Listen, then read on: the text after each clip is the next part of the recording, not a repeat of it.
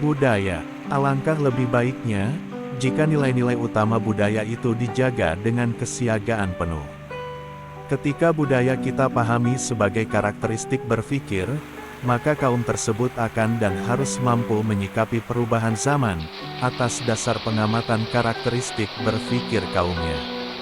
Misalnya, sekelompok kaum yang hidup di lereng-lereng, dan sekelompok lainnya hidup di pedataran, maka dari berbagai aspek kehidupannya, kedua kaum tersebut akan memiliki cara hidup masing-masing, berdasarkan topografi daerah tempat tinggalnya tersebut.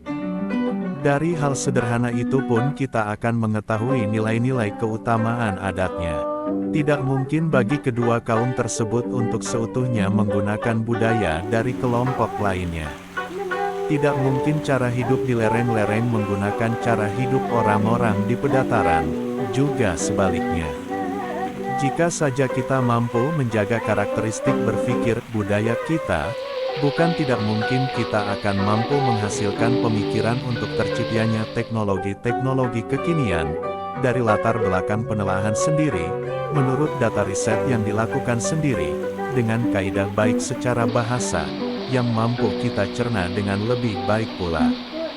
Misalnya, bukankah laras degung gamelan Sunda, bagi orang Sunda lebih merasuk?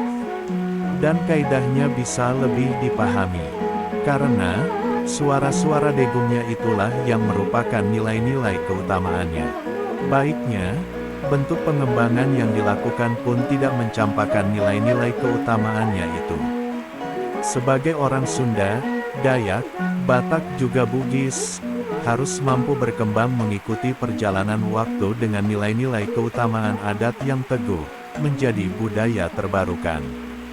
Mungkin, menurut sudut pandang suatu kaum, hal yang datang dari luar itu adalah hal baru bagi mereka, meski tidak sama sekali bagi kaum lainnya itu.